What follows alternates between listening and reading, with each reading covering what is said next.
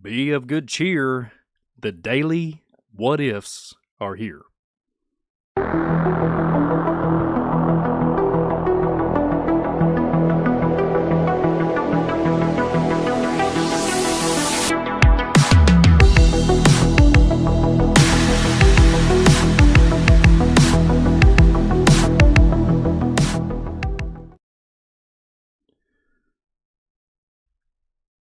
Well, good evening, good afternoon, and good night. Welcome to the Visual Disturbance channel. I'm your host, Brian Reese, back in the house once again here on the Visual Disturbance channel. We are bringing to you once again a daily what ifs program. So welcome to the live stream here. If it's your first time being here, welcome, welcome, welcome. Hit that like button to share this thing out. But if it's your third or fourth or fifth or 300th time being here, welcome again to the Daily What Ifs. And I welcome all walks of life, wherever you come from on this good old earth that we live on, this reality. Welcome to the channel here, and thank you so much for your time to spend with me this evening on a Friday evening. Tonight we're going to be talking about a particular topic that's kind of hits home for me, and we're going to be talking about, let's just say, AI and robotics and visual things and quantum computing.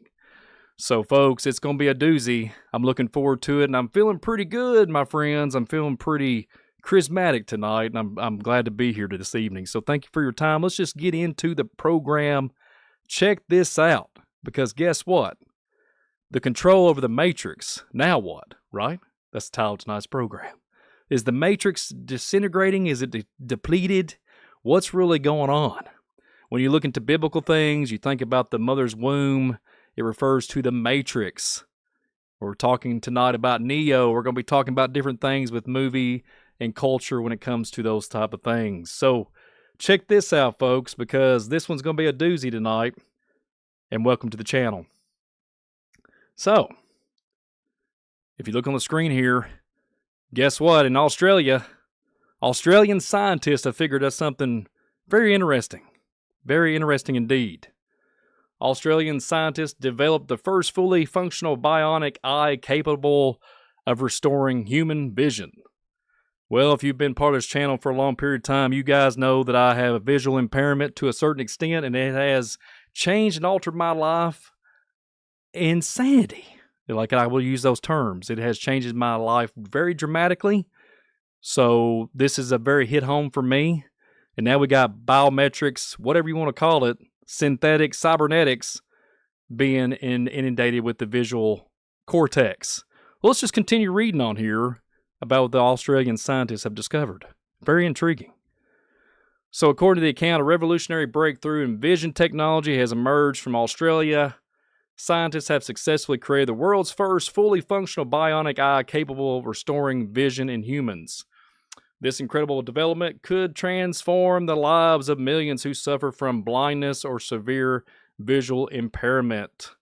The bionic eye works by converting visual information into electrical signals that directly stimulate the optical nerve, allow the brain to interpret images, unlike previous prototypes which offer limited vision or only partial light perception. The new device provides a more detailed, real-time visual experience. Early traits have shown patients regaining the ability to perceive shapes, movement, and even the basic facial features, dramatically improving their independence and quality of life.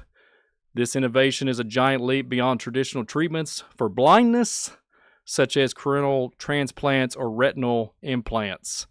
While those approaches often rely on the presence of remaining healthy tissue, the bionic eye can bypass damaged structures entirely, offering hope to patients who previously have no options. The research team combining cutting-edge bioengineering, artificial intelligence, and advanced neural interfaces to achieve this milestone.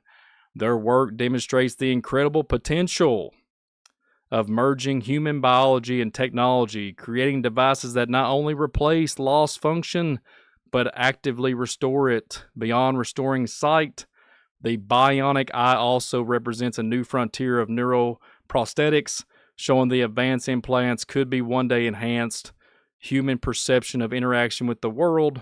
The possibilities are vast, from treating neurological disorders to enhance everyday senses. they're claiming the discovery remains to us that humanity, even as far as expansion and evolution, is limitless when it comes to humanity. So, folks, when I thought about this imagery here, and this probably is AI, and I just pulled it from the internet, but it was just interesting to me that if you go back and listen to what I just spoke of, they refer to just one. I was thinking two, but they refer to just one Bionic Eye. So I'm assuming left and right, you can probably get them, but I thought that was very interesting to me. And what really rung a bell with me, here we are with everything coming at us in full swing, right? We got AI, we got all this, the new frontier, the new way of life, the new world, or whatever you want to call it when it comes to mechanisms with knowledge, where you can get knowledge from, ChatGPT, whatever it is. So I had this thing in my mind when I was preparing for this presentation here on the Daily What Ifs, and I thought, we haven't even asked the question yet. What if? So here's my what if moment, and we're going to have a few here during this program. What if there's nothing new under the sun, right? When we talk about referring to biblical scripture, and there's all kinds of different texts. You can go different civilizations talking about there's nothing new. I've heard different things with Mayans, the Aztec. You can go down the rabbit hole with this, folks. But what if this has happened before? So let me explain. Back in the day with pop culture and movies and different music and what have you, and it's still inundating our society today. In the 80s, anybody out there that's 80s folks, listen to this. So y'all know I love Terminator. I've talked about it many times. They've even done presentations on it before, and they just keep making a rendition of that, a different variation of Terminator. And Arnold Schwarzenegger was the first to do it, right? To do it. So when I think about this and think about this mechanism, this is the first thing I talk about whenever you talk about the T-800. So back in the 80s, nobody knew anything about computing. Instead, the folks that is in the know. So what if we just discovered something and we re-engineered it, like they talk about UFOs, UAPs, fallen angel technology, whatever you can call it, extraterrestrial, terrestrial, name it, go on down the road, demons, what have you. So what if, like this next slide here, the T-800, and then you have, that's right, Kano, fight. Mortal Kombat, if anybody's ever watched Mortal Kombat, I thought these similarities between these two was very daunting to me. It just kind of caught me off guard, and I thought to myself today, I said, I'm going to include this into tonight's program because you had the red eye imagery, you had the titanium, and I kept thinking about cyborg assassin, red eye laser, bionic implant, cybernetic mercenary, mechanical exoskeleton, you name it, ruthless killer, bot / whatever, and then you have glowing optical scanner, we have post-apocalyptic kind of thing going on, and then the only thing I could really think about was a plasma blade thrasher futuristic Street Fighter. And that's what I kind of come up with in my mind when I was processing this. And if you see the screen here, you think about Kano, and if you ever played the Mortal Kombat film there's movies and TV shows, I misspoke there, and then the video game came out, I think in 1984, if I'm not mistaken, 1985. I might be wrong on those, but I know that we're in that time frame. And it's interesting that Terminator, because they had to go along with it to make it relevant. Well, Terminator came out in 1984, and then they had another one, I think in 1990 with T2.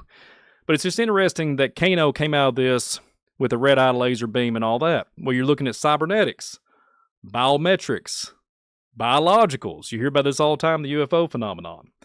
So when you look at Kano, he's a fictional character, right? But what if it's hinting, because I don't know about you guys out there, if you was an 80s baby, y'all know what I'm talking about.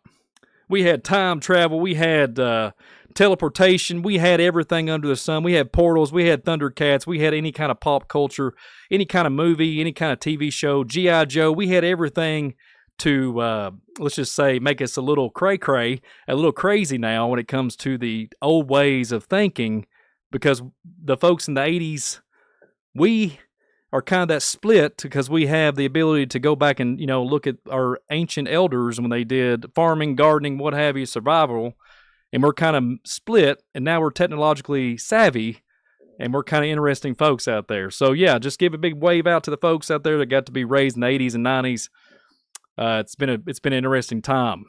So Kano character and the fictional character that keeps on regurgitating, like I said earlier with the Terminator series, they keep on making more Terminators.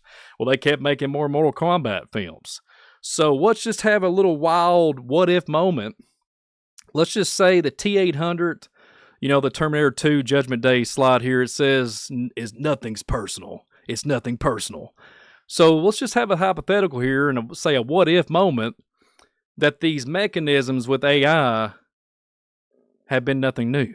Let's just say, on a hypothetical, back in the days of Samaritans, the days of the biblical times, and all these other civilizations that's come and go across our land, what if they was battling something that they didn't perceive and didn't understand because it was fallen, angel, demon, extraterrestrial, alien, Palladians, Draconians, whatever you want to call it, mixed bag of insanity, and it was slowly dripping that, let's just say, that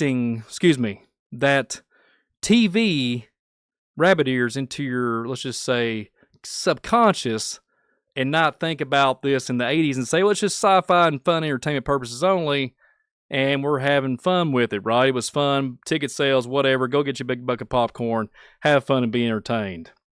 So it just goes on, you go on from the 80s to the 90s. They started changing stuff around the 90s and the 95, 96 era because there's certain terminologies they would use, and I'm not going to use on the channel here, and they would change the dynamic of how cartoons and TV series and all that was altered. So folks, I could go down a big rabbit hole, but I'm not. So then you go on and you look at these other things when you look at the newer video games, etc., cyberpunk, synthetic, merging with machines, merging with the AI, being a cybernetic, being a singularity moment, having this altered conscience, plus having the old world combined with you, iron and clay, you know what I'm talking about, folks. Iron and clay mixing together, this new temple, this new walk of life, the singularity, the ultimate human, right? Like Neo. So what if this has already happened in the past? Right? To a smaller scale. Because you always see the little G gods and everything, and all these different, Kukulkan, and, you have Chichen Itza and all that area with Kukulkan, and then you have the different characters like Thoth and Osiris and all this, and they're all made different, right? Elongated skulls, elongated arms, whatever you want to call it. Their astronomies are different, their anatomy is different, their biological makeup is different. And then you know what's interesting to me? I remember seeing something about a year ago where they found a 12,000 so-called human or being underneath these tunnel systems that had a chip in its head. So, is it fake, real, whatever? What if? Is it what if moment? Can't identify, can't verify, can't say it's legitimately, but I found it in an archaeology standpoint as far as who knows. It could just be all made up for fun entertainment.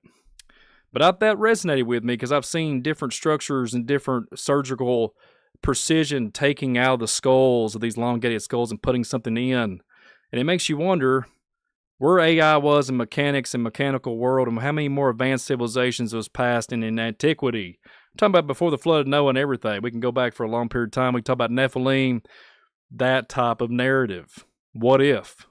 What if we have a breakaway civilization out there that has already surpassed us in all knowledge and understanding, and merged with the fallen angel technology, merged with the UFO narrative, and that's why it's so suppressed.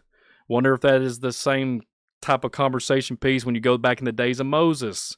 There's a lot of things to chew on when it comes to those factual information that happened back in the days of old.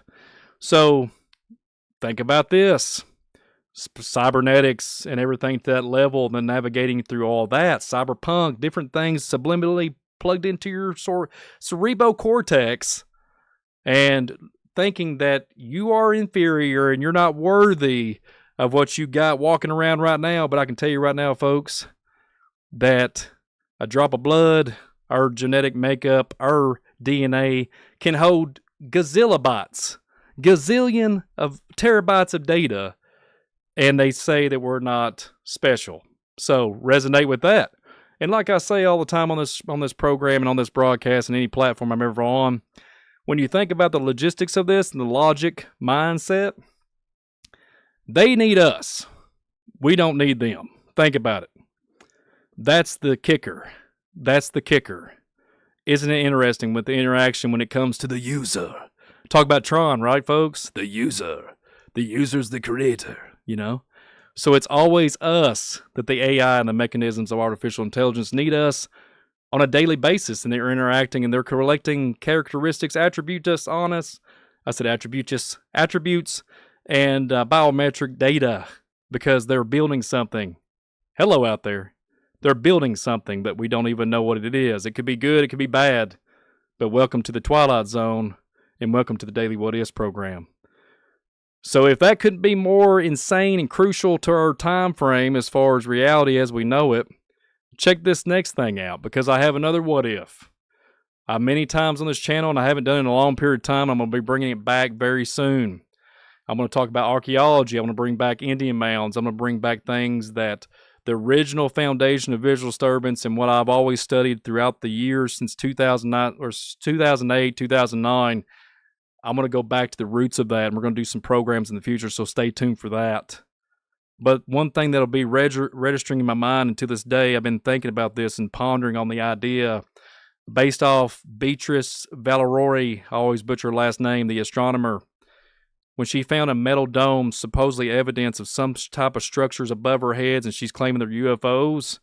What's going on? Is it biological? Is it mechanical? Is it a control grid? Is it something like the movie Tron? What are we dealing with here, right? A lot of people go into debates that it's the firmament, it's different things, talking about biblical understanding, and I would have to say this. I have this other take on it, and I mentioned on the channel here that I think it's fallen angel or alien in nature.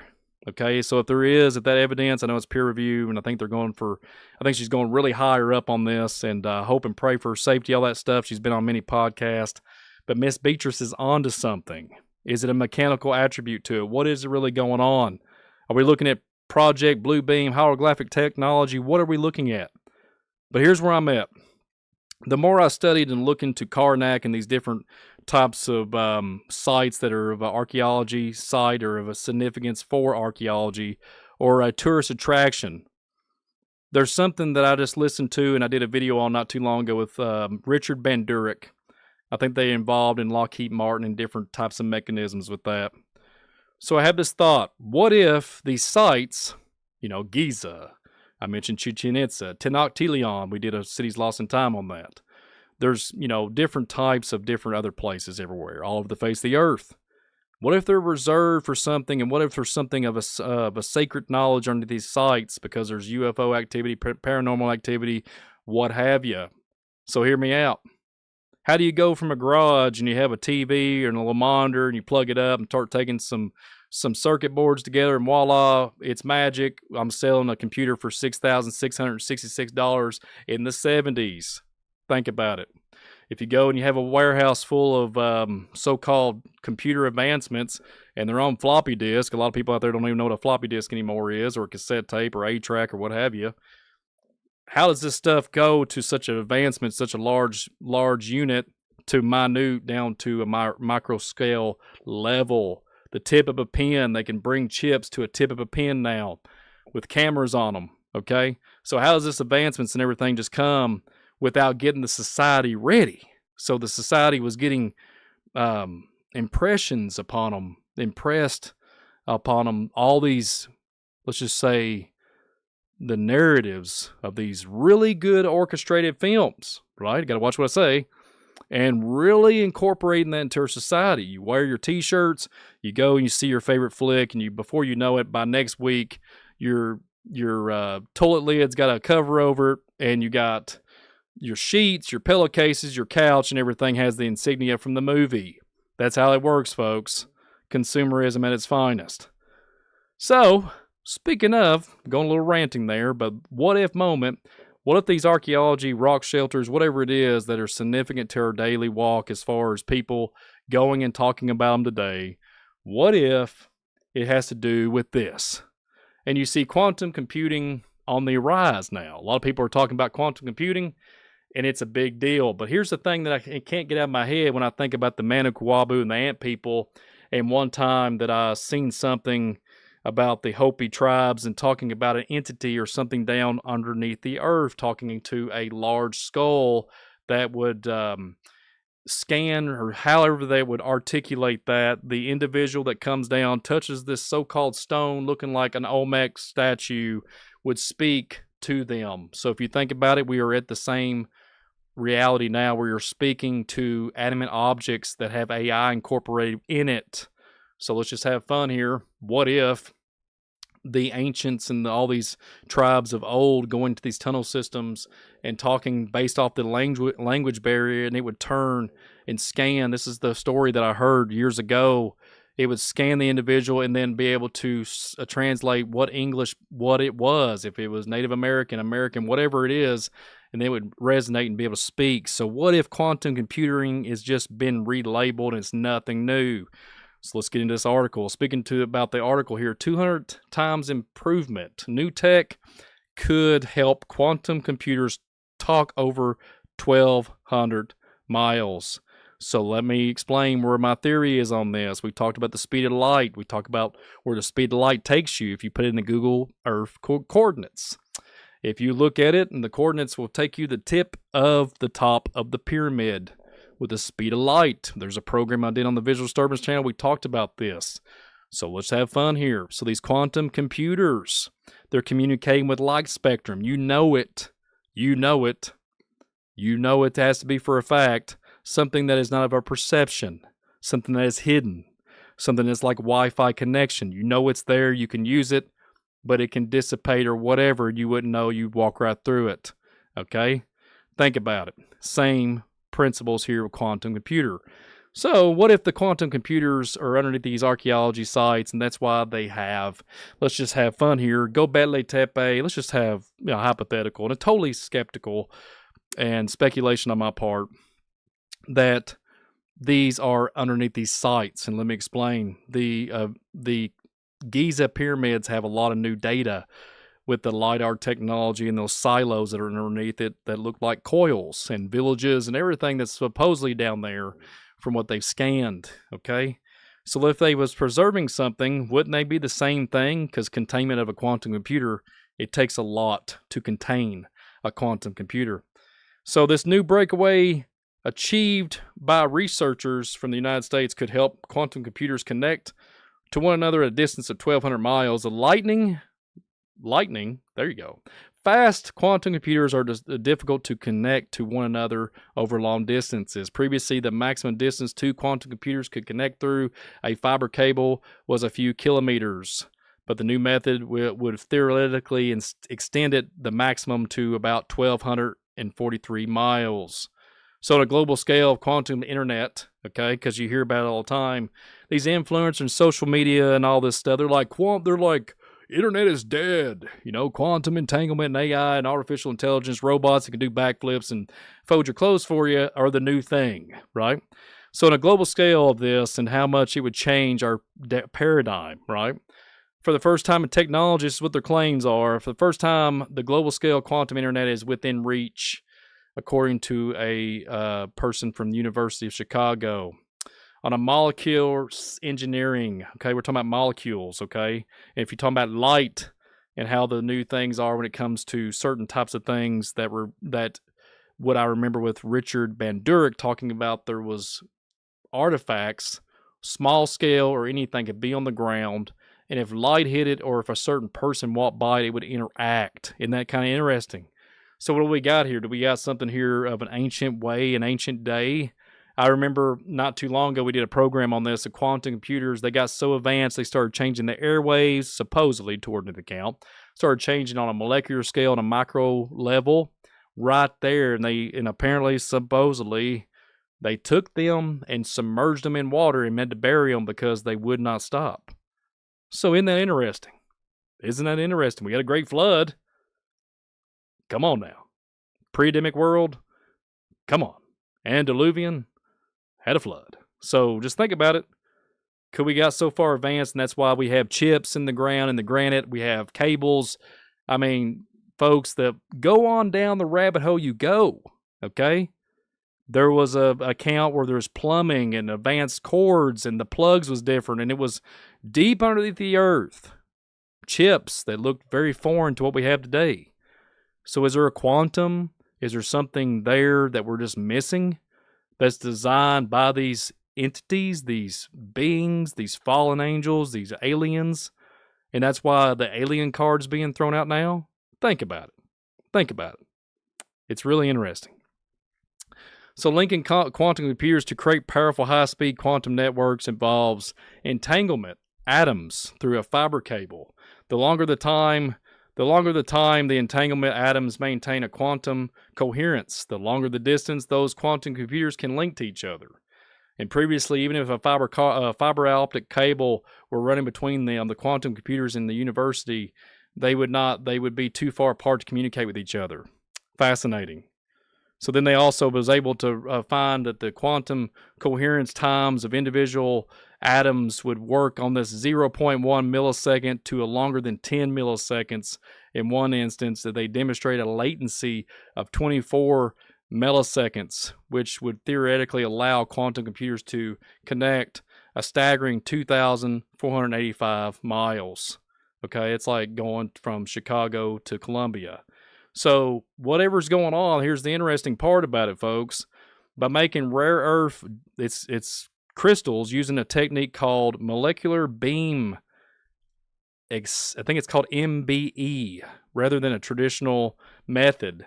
They're making rare earth crystals to have this great innovation with and using different materials. And they're building different things and being able to make things go from, like an old 100-year age back to its rare form. Makes you think. Isn't there a movie about that? Huh? What am I saying? So there's a movie out there we're going to be talking about here in a little bit. But this traditionally makes me think that we are in some type of like interesting times ahead. Okay? There's interesting things to think about and ponder on.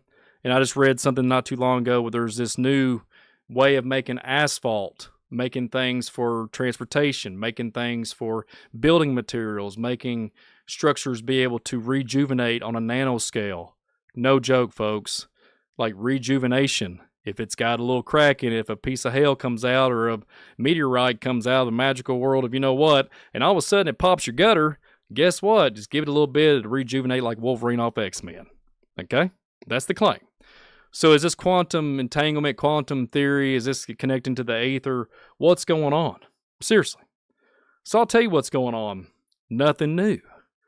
So nothing new. We have quantum entanglement. We have quantum physics. So what if the quantum entanglement, the quantum physics, all that was already there. The template work was already done with the fallen, done with all these different ancient civilizations that's miraculously disappeared. We have Tartarian Empire miraculously disappeared. We have technology that surpasses anything we can do now. We're borderline about 2 steps away from getting back on the horse and buggy. So if you think about it, what's really going on? We got 0 point energy. What do we actually have? So this is what I'm saying. So we have something going on in a disconnect from our reality, a disconnect from folks where there's information going in different directions. And this is what I allude back to what I said at the beginning of this What If program. What if we have a breakaway civilization? And this is where all this secrecy comes from. So speaking of that movie that I mentioned earlier, and you remember I was talking about quantifying and making stuff appear, making stuff age, and then rejuvenate it back to youth. Well, guess what, folks? I couldn't go without saying it. This movie right here was made in 1982. Even the thumbnail, the slide, the poster for the film tells it like it is. It says a world inside the computer where man has never been before.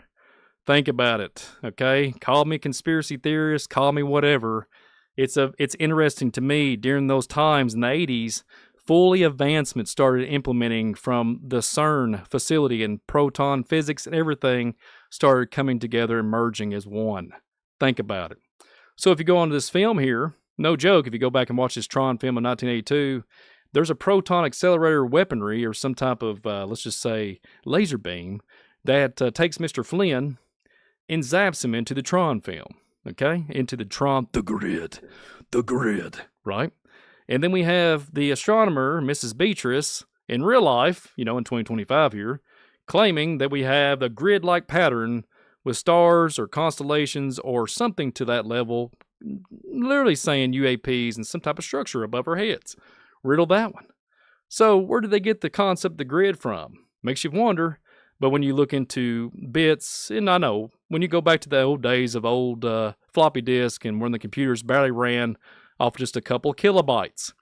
But if you go back and look at this film, they have this laser. And Flynn is typing and talking into the user, the master control panel, right? And the master control panel is saying, I can do anything. It even makes a commentary toward Dillinger as the main character, the one that Flynn is going against, and even makes a comment.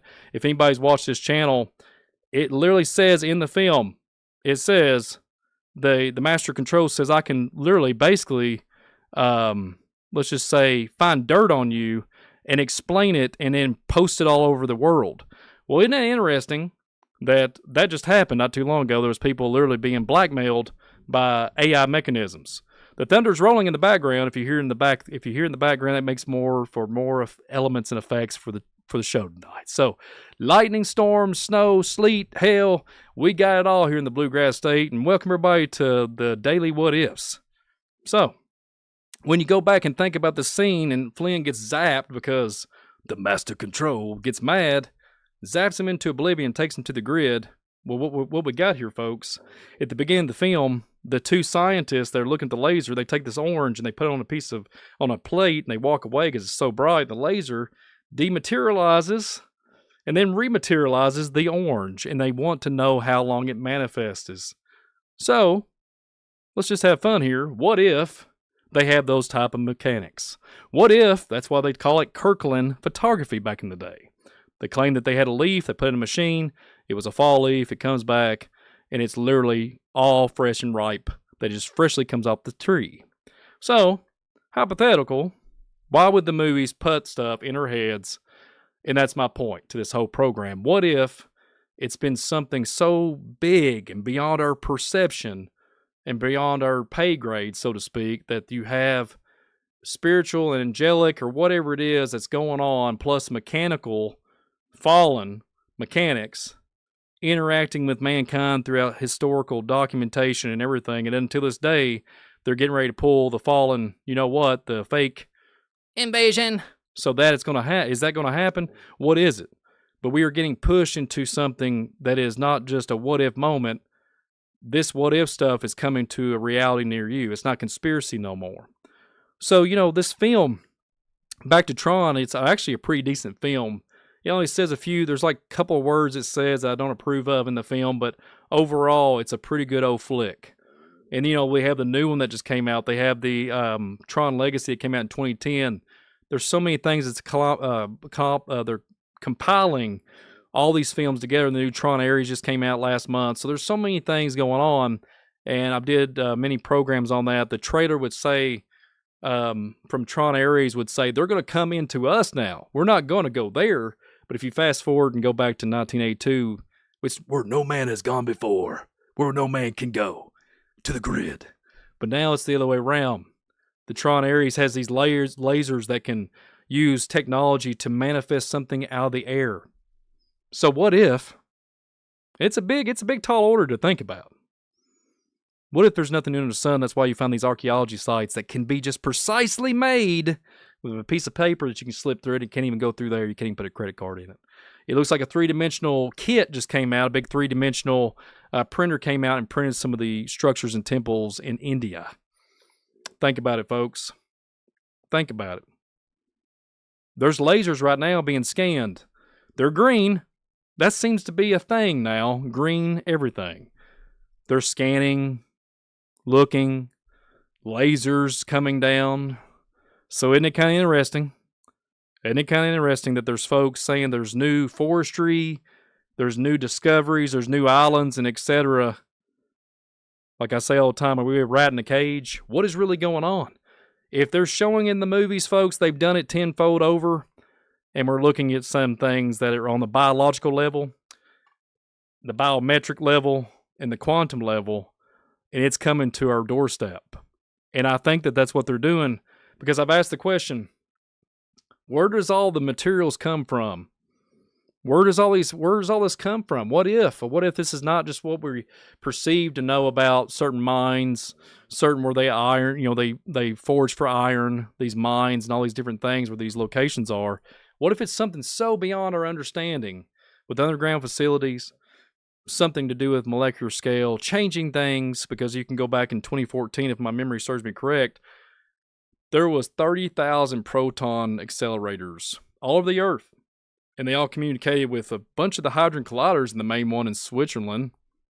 So if you think about the latency that I keep referring to in this program, 1,200 miles, 2,000 miles. You look at your telephone pole out there, and you look at if you're in Florida and you see the fake palm trees, they look like palm trees, but something out of the Blade Runner or Cyberpunk or Tron movie. You have a latency. You have a certain way to move the broadband, kind of like what they're referring to in this article that I just got done talking about quantum. But what I'm talking about, quantum entanglement, quantum field, taking crystals and making it free, so-called, like the energy level, right? And it would literally be around and they'll just remove the cables. So, back to my one more what if. What if these ancient sites that keep glowing and heating up and, we found the LiDAR technology and there's heating patterns and there must be an old, oil refinery. I mean, I hear all kinds of stuff, right, underneath these sites. So what if that's why they're saying in certain locations across, I'm not going to mention the organization that said that you can't go dig in a certain place for like 150 years or something. What if this is all entangled with something of old and something of new, and we have a human component, we have a fallen angel component, we have an alien component, and I think that's a lot to do with 3i Atlas. I've been hearing a lot of different crazy ideas and a lot of speculation. I listened to a young man the other day talking about that this is a seed, this is the star ship, but one thing he threw into the element was a time travel mechanism, saying that it was us from the future, quantum leaping, quantum shifting, going through this gateway portal, whatever it is, and it's a seed from us from the future to tell us what direction to go to because our society is going to fail. I've heard everything, okay? So, if the quantum field, the project, whatever you want to call it, blue beam, red beam, green beam, whatever it is, if they can incorporate all this technology and everything and make people start seeing things, hallucinations and everything on a level with, remember the silica dust? That's all I'm going to say. Remember silica dust.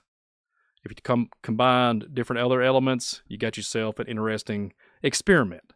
So then if you have crystals and they're a large amount of power and energy under ancient sites, what if they're tapping into that off the ancient quantum computers I'm talking about pre-antediluvian.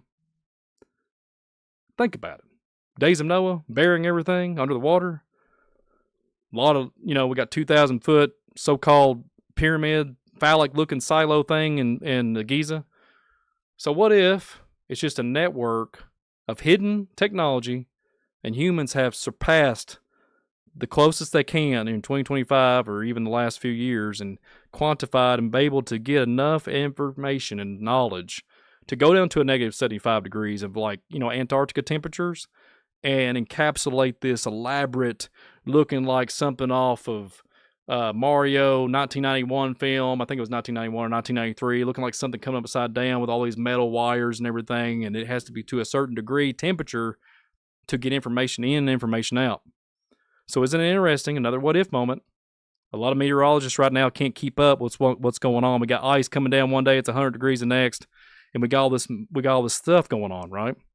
We got new discoveries, new elements, new everything, right? Just miraculously all of a sudden, just like when we said about the eye, the visual thing, all these things are coming around at such lightning speeds. You hear my terminology, and it makes me wonder what's really under the earth. And we're instead of telephone poles like we've had since 1873, give or take, something like that, late 1800s.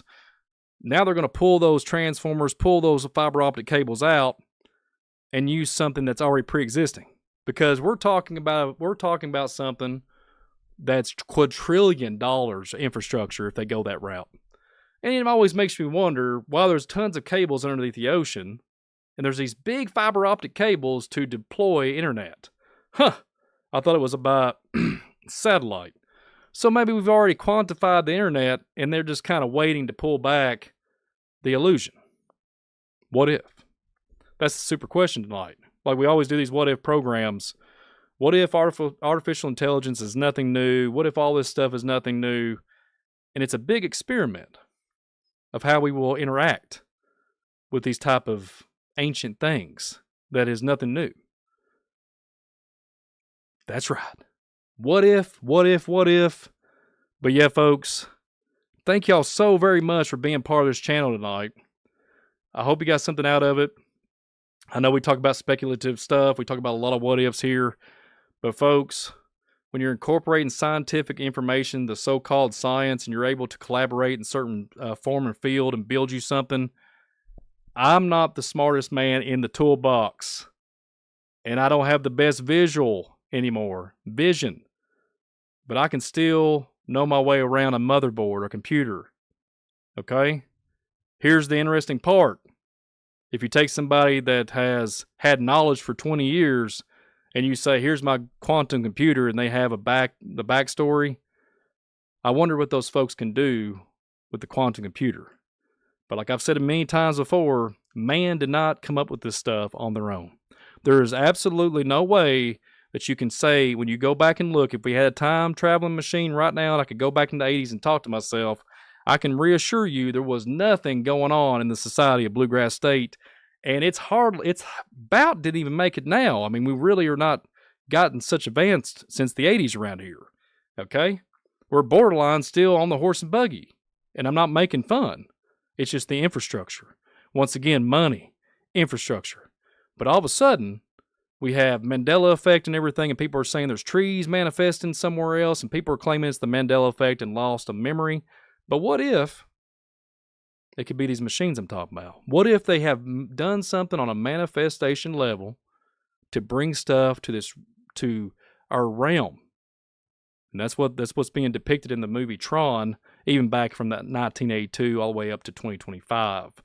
So riddle that, think about it, ponder on it, and the rest will be history. But speaking of history, we'll be back here soon on the Visual Disturbance channel for another live stream here very soon. I hope y'all enjoy this daily what ifs. Subscribe. Thank y'all so very much for taking your time out of your Friday evening to spend time with me. I mean that. I thank y'all so much for the abundance from my heart. I don't even know how to articulate how thankful I am for you guys all the time. And like I say many times here on Visual Disturbance, it is a privilege and an honor to be able to present and you all listen to me. And another thing is too, this is like therapy for me. I enjoy this very much, and I thank you for being part of the journey with me on here on Visual Disturbance. So with that being said, like I said at the beginning of the program, be of good cheer. The daily what ifs are here. But until next time, Visual Disturbance, I'm out of here. Hit the like button, share this thing out. Thank you all for being part of the Visual Disturbance community. And until next time, I'll see you on the next daily what ifs.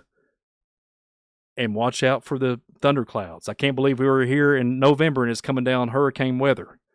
But until next time, be of good cheer. I'll see you in the next one.